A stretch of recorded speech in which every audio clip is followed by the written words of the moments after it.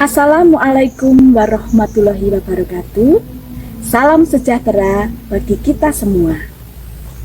Kepada yang terhormat Bapak Ibu dosen dan guru penguji uji kinerja PPG dalam jabatan tahun 2023. Perkenalkan, nama saya Christine Rahayu Ningtyas SPD.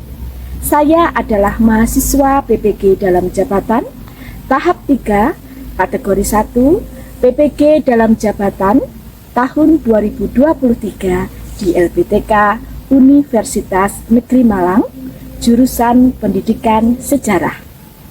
Dengan NIM 233 173 714 856. Pada hari ini, Rabu tanggal 6 Maret 2024, saya akan melaksanakan uji kinerja di SMK Brawijaya Kepung, Kecamatan Kepung, Kabupaten Kediri, dengan materi teori dan pengaruh Hindu-Buddha di Indonesia. Berikut uji kinerja saya.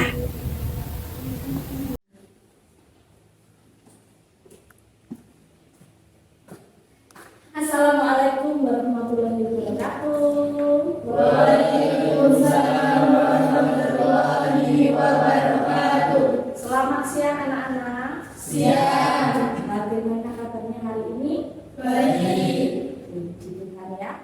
Alhamdulillah hari ini semuanya dalam keadaan yang baik, dalam keadaan yang sehat, sehingga pembelajaran boleh berjalan dengan lancar. Kita akan memulai pembelajaran kita. Sebelumnya kita akan bersama-sama berdoa terlebih dahulu.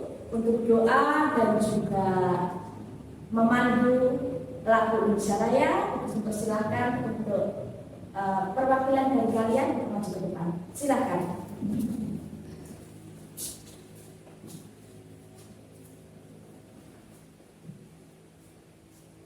Siap, gerak.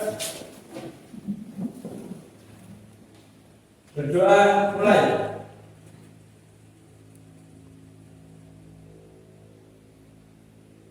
Berdoa selesai. Menyanyikan lagu Indonesia Raya.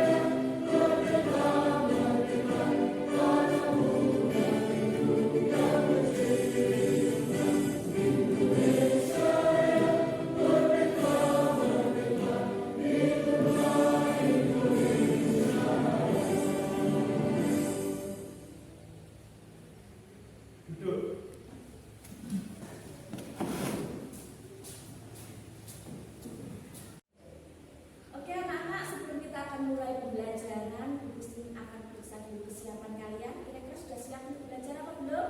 Siap. Baiklah, untuk melihat motivasi kalian, semangat kalian yang dalam belajar, karena kita bersama-sama membacakan kata-kata yang menjadi jantung kita ya, SMK kita. Baiklah, kita awali. Siapa kita?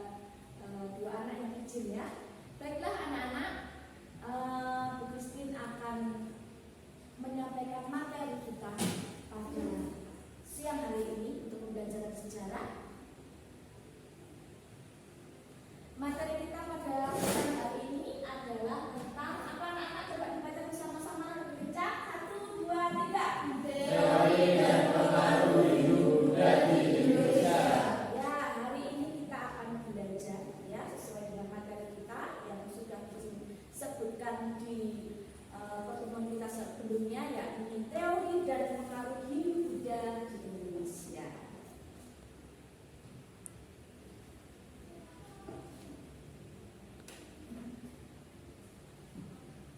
Anak-anak, setelah akan menyampaikan materi pada siang hari ini, Ibu juga akan menunjukkan tujuan pembelajaran kita pada siang hari ini ya. Setelah kegiatan pembelajaran menggunakan model PBL ini, ya, diharapkan peserta didik dapat pertama memahami konsep-konsep terkait proses masuknya kepercayaan individu di Indonesia. Kemudian tujuan yang kedua adalah menganalisis teori-teori masuknya kepercayaan individu di Indonesia, mengevaluasi kelemahan dan kelebihan teori-teori masuknya agama Hindu Buddha di Indonesia, dan menganalisis pengaruh Hindu Buddha di Indonesia dari berbagai aspek atau bidang. Baiklah anak-anak, sebagai rangkaian belajar untuk kalian ya, di sini ada pertanyaan pemantik ya. Pertanyaan pemantik di sini ada gambar. Jelas gambarnya ini anak-anak? Jelas. Ya, sekarang Ibu akan tanya kepada kalian mengenai gambar yang sudah kalian perhatikan di layar itu ya. Untuk pertanyaan yang pertama, apa yang kalian ketahui tentang gambar tersebut? Ya, betul sekali. Ini adalah gambar dari stupa. Pertanyaan yang kedua,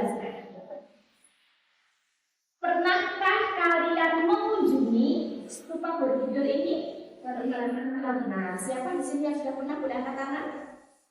Oke, banyak yang sudah pernah. Oh, semuanya sudah pernah.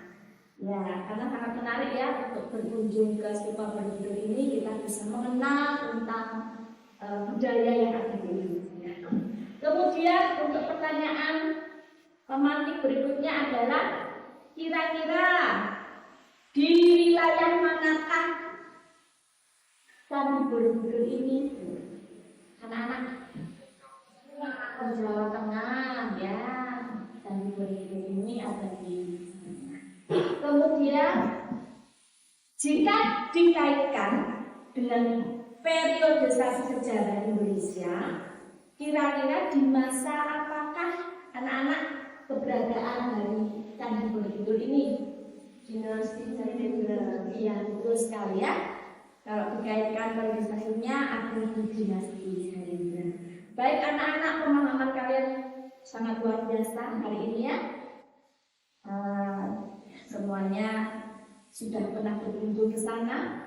Nah sekarang kita akan belajar ya sesuai dengan materi kita yang sudah kita bahas di awal pembelajaran tadi, yaitu tentang teori dan pengaruh agama Hindu Buddha di Indonesia. Nanti di sini ada video yang ada di buku ini, nanti akan diputar untuk kalian perhatikan bersama. Sebelumnya silakan kalian membentuk kelompok ya. Satu kelompok terdiri dari, karena untuk menjadi 3 kelompok, satu kelompok bisa terdiri dari 3 atau 4 anak. Silakan.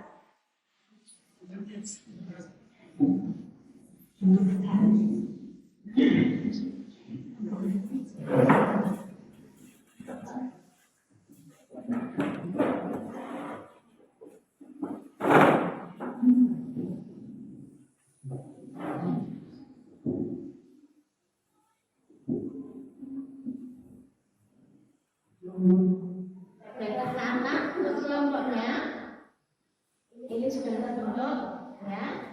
Ada kelompok 2 dan kelompok 3. Mana yang kelompok 1 ini kita angkat tangan?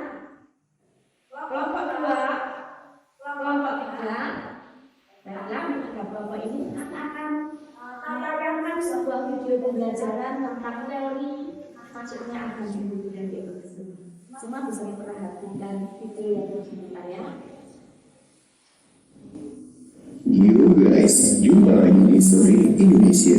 Pada episode kali ini kita bakalan membahas mengenai proses masuknya agama Hindu dan Buddha ke Indonesia. Bagaimana agama Hindu dan Buddha bisa masuk dan menyebar di Indonesia? Untuk menjawab pertanyaan tersebut, kurang lebih ada 4 teori yang dapat menjelaskannya guys. Teori-teori tersebut adalah teori Brahmana, teori Ksatria, teori Vaishya, dan teori arus balik. Sebenarnya ada satu teori lagi, yaitu teori Sudra yang dikemukakan oleh Van Weber. Namun teori ini terbilang lemah dan tidak sekuat 4 teori lainnya. Oke guys, langsung saja teori pertama, teori Vaishya. Teori ini dikemukakan oleh N.J. Fleming menyebutkan bahwa golongan Vaishya untuk pedagang yang berperan aktif menyebarkan agama Hindu dan Buddha di Indonesia. Hubungan dagang antara India dan Indonesia sudah berlangsung sejak abad 1 Masehi. Kepulauan Indonesia merupakan jalur laut perdagangan dari Tiongkok menuju Timur Tengah ataupun sebaliknya. Pada mulanya, para pedagang ini berlayar untuk berdagang.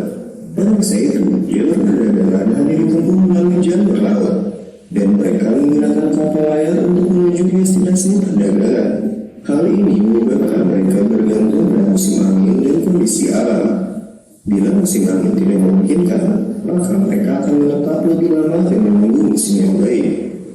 Sembari menunggu angin laut yang membantu pelayaran menuju kampung halamannya di India, para pedagang India pun sudah beberapa bulan di Indonesia. Interaksi yang cukup lama antara pedagang India dan penduduk pribumi secara tidak langsung turut mempengaruhi sistem kepercayaan masyarakat kita yang masih memegang kepercayaan animisme dan dinamisme. Para pedagang tersebut memperkenalkan agama Hindu maupun Buddha ke masyarakat pribumi.